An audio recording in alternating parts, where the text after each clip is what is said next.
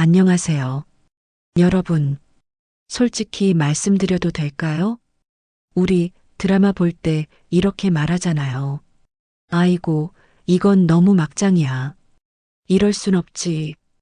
그러면서도 손에서 리모컨을 못 내려놓죠. 새벽 3시까지 정주행하고 다음날 출근길에 눈이 퉁퉁 붓고 여러분도 그러셨죠? 사람 마음이 그렇습니다. 근데 말이에요.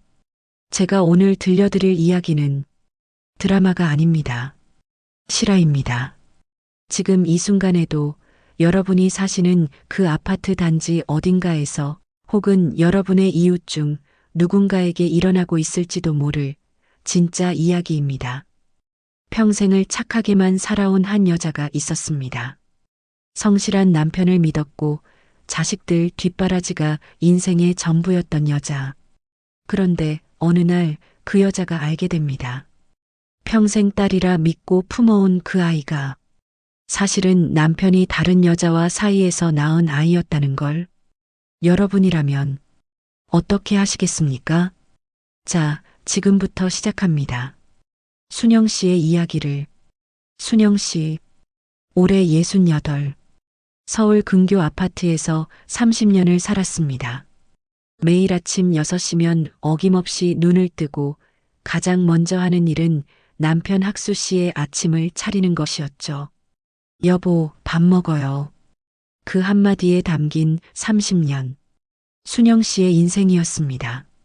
학수 씨는 꽤 규모가 큰 가구점을 운영했습니다. 동네에선 꽤 알려진 사장님이었죠. 말수는 적지만 성실하고 약속은 꼭 지키는 사람. 그래, 우리 남편은 평생 재미도 없고 다정한 표현도 못하지만 적어도 바람 피울 사람은 아니지. 순영 씨는 그렇게 믿었습니다. 아니, 믿고 싶었습니다. 그런데 그날이었습니다. 빨래를 하던 순영 씨의 손이 남편 바지 주머니에서 무언가를 꺼냈을 때 딱딱한 종이 한 장, 호텔 영수증이었습니다. 순영 씨의 손이 떨렸습니다. 눈앞이 하얘졌습니다. 아니야. 출장 중이었겠지. 회사 사람들이랑 회의했을 거야. 그렇겠지? 스스로를 달래는 목소리. 하지만 가슴 한구석이 무너져 내리는 소리를 들었습니다. 그리고 사흘 뒤 등기 우편 한 통이 집으로 날아왔습니다. 독촉장. 순영 씨는 그 숫자를 보고 그 자리에서 주저앉았습니다. 5억 5천만 원? 평생 살아온 아파트 한 채 값이 넘는 돈. 그걸 남편이 혼자 빌려 썼다는 겁니다. 아내에게 단 한마디 상의도 없이. 여보, 이게 뭐야? 순영 씨의 목소리가 떨렸습니다. 30년 결혼 생활에서 한 번도 크게 소리 내본 적 없는 순영 씨가 그날은 달랐습니다. 학수 씨는 신문을 덮으며 차갑게 말했습니다. 호들갑 떨지 마. 사업하다 보면 그럴 수도 있지. 내가 알아서 할 테니까 신경 끄라고. 신경 끄라고. 30년을 함께 산 아내에게 순영 씨는 그날 처음 알았습니다. 자기 옆에 누워있는 이 사람이 사실은 낯선 사람이었다는 걸. 이 소식은 곧 자식들에게 전해졌습니다. 서울에서 직장 다니는 장남 민수가 급히 내려왔고 딸 지혜는 엄마 곁에 바짝 붙어 앉아 눈물을 글썽였습니다. 거실. 네 식구가 둘러앉았습니다. 침묵. 너무나 무거운 침묵. 순영 씨가 먼저 입을 열었습니다. 아버지가 빚을 5억 넘게 지셨다. 엄마도 몰랐다. 이제 어떻게 해야 할지. 장남 민수가 말을 꺼냈습니다. 엄마, 아버지도 사정이 있으셨겠죠. 그렇다고 그렇게 다그치면 어떡해요. 체면도 있으시고. 그 순간 딸 지혜가 벌떡 일어났습니다. 오빠, 지금 그게 할 소리야. 목소리가 떨렸습니다. 분노와 배신감이 뒤섞인. 아빠가 집안에 말도 안 하고 수억 원을 빌리고 호텔 영수증까지 나왔는데 그게 사정이 있어서 한 거라고. 아, 너 또 괜한 오해하는 거 아니야? 아버지가 그럴 뿐이야? 난 이제 아빠 못 믿겠어. 거실은 순식간에 전쟁터가 됐습니다. 아버지와 장남은 한편, 엄마와 딸은 다른 한편, 가족이라는 이름으로 묶여있던 그 끈이 삐걱대며 끊어지고 있었습니다. 순영 씨는 그 모습을 보며 생각했습니다. 내가 지켜온 이 가족이 이렇게 약했구나. 며칠이 흘렀습니다. 집안은 냉전 상태. 아무도 먼저 말을 걸지 않았고 밥상도 따로 차려 먹었습니다. 그러던 어느 날 밤 부부싸움이 터졌습니다. 도대체 그 돈을 어디다 쓴 거야? 순영 씨가 평생 처음으로 소리를 질렀습니다. 철수 씨는 한참을 입을 다물고 있다가 끝내 터졌습니다. 그래, 말해줄게. 사실은 내 첫사랑이 다시 찾아왔어. 순영 씨의 숨이 멎었습니다. 힘들다고 해서 내가 도와준 거야. 그 돈 전부 그 여자한테 들어갔다. 뭐라고? 순영 씨의 입술이 파르르 떨렸습니다. 하지만 진짜 충격은 그 다음이었습니다. 학수 씨가 고개를 들지 못한 채 떨리는 목소리로 말했습니다. 그리고 내 딸이라고 믿어온 그 아이. 사실은 그 여자와 내 사이에서 태어난 애야. 순영 씨는 알았습니다. 남편이 진 빚은 단순한 사업 실패가 아니었습니다. 그 돈은 남편의 첫사랑, 그 여자의 손으로 흘러 들어갔던 것이었습니다. 그리고 그 여자가 남편에게 남긴 마지막 흔적, 그것이 바로 자신이 목숨처럼 키워온 딸이었습니다. 사실 지혜는 첫 아이 민수를 낳고 더 이상 아이를 가질 수 없는 순영에게 남편 학수 씨가 친한 후배 부부가 교통사고로 떠났다며 딸을 갖고 싶던 순영에게 데려온 아이였습니다. 순영에게 지혜는 딸이자 친구이자 순영 씨가 살아가는 이유였습니다. 세상이 멈췄습니다. 시간이 정지했습니다. 순영 씨의 귓가에선 이명만 울렸습니다. 그 순간 방문이 열렸습니다. 딸 지혜가 서 있었습니다. 얼굴이 새하얗게 질려서 뭐라고요? 목소리가 겨우 나왔습니다. 내가 엄마 딸이 아니라고요?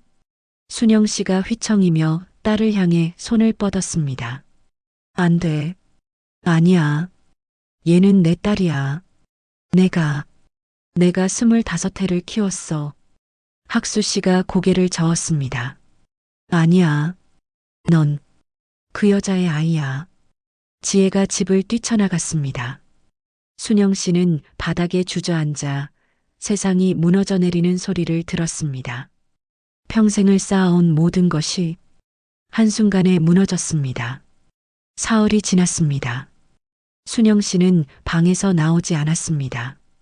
밥 한 숟가락 넘기지 못했습니다. 거울도 보지 않았습니다. 그냥 창밖만 바라보며 눈물을 흘렸습니다. 내 인생이 뭐였을까?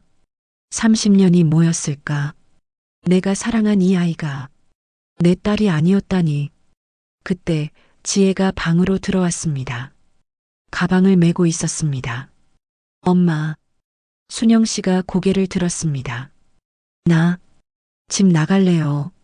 나 때문에 엄마 인생이 이렇게 된 거잖아요.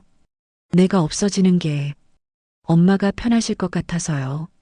순영 씨가 벌떡 일어났습니다. 그리고 달려갔습니다. 딸의 손을 붙잡았습니다. 안 돼. 목소리가 터져 나왔습니다. 까지 마. 까지 말라고. 넌 내 딸이야. 지혜가 고개를 저었습니다. 전 엄마 피 한 방울 안 섞인 남의 자식이에요. 아빠 말이 사실이라면. 그때 순영 씨가 딸의 어깨를 붙잡았습니다. 눈물이 뚝뚝 떨어졌습니다. 하지만 목소리는 또렷했습니다. 10달 품진 않았을 수도 있어. 하지만 내가 태어나서 처음 눈을 떴을 때 엄마라고 부른 그 입술을 본 게 나야. 내가 밤새 열이 나서 경기할 때 등을 쓸어주며 울었던 게 나야. 내 손잡고 학교에 처음 데려다 줬던 것도, 내가 시험 못 봤다고 울 때 안아준 것도, 내 이름을 세상에서 가장 크게 불러온 것도 전부 나야. 피가 뭐가 중요해.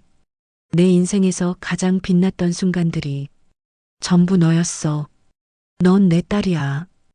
끝까지, 영원히. 지혜가 엄마 품에 안겼습니다. 두 사람은 한참을 그렇게 울었습니다. 세상이 무너져도 이 둘은 끝까지 함께였습니다. 그날 이후 순영 씨는 달라졌습니다. 먼저 변호사를 찾아갔습니다. 남편 명의로 숨겨둔 재산들을 하나하나 확인했고 법적으로 보호받을 수 있는 모든 장치를 마련했습니다. 선생님, 제가 할 수 있는 거 다 해주세요. 순영 씨의 목소리는 차갑고 단단했습니다. 30년 동안 한 번도 보여준 적 없던 모습이었습니다. 학수 씨는 집에서 쫓겨났습니다. 그가 사랑했던 첫사랑도 결국 돈이 떨어지자 연락을 끊었습니다. 그는 돈도 사랑도 가족도 체면도 모두 잃었습니다. 70세의 나이에 텅 빈 고시원 방에서 혼자 라면을 끓여 먹는 신세가 되어 후회했습니다. 하지만 이미 늦었습니다. 반면 순영 씨는 딸과 함께 제주도로 여행을 갔습니다. 처음으로 미용실에 가서 파마를 했습니다. 엄마, 우리 이렇게 행복하게 살 줄 몰랐어요. 지혜가 말했습니다. 순영 씨가 딸의 손을 꼭 잡았습니다. 그래, 얘야. 이게 진짜 인생이지. 그동안 흘린 눈물값이 이 정도는 돼야지. 두 사람은 웃었습니다. 진심으로 편안하게. 순영 씨는 깨달았습니다. 내 인생의 주인은 남편도 세월도 남들의 시선도 아니었다는 걸. 바로 나 자신이었고 내 곁에 있는 이 아이였다는 걸. 가족이란 피가 아니라 끝까지 함께해주는 마음이라는 걸. 여러분, 혹시 지금 누군가의 눈치를 보며 살고 계신가요? 혹시 내 인생을 포기한 채 남을 위해서만 살고 계신가요? 오늘 이 이야기가 여러분께 작은 용기가 되었으면 좋겠습니다. 인생은 언제든 다시 시작할 수 있습니다. 오늘 이야기가 마음의 울림이 되셨다면 구독과 좋아요 부탁드립니다. 여러분의 인생 사연도 댓글로 남겨주세요. 언젠가 이 채널에서 또 함께 나누겠습니다. 감사합니다.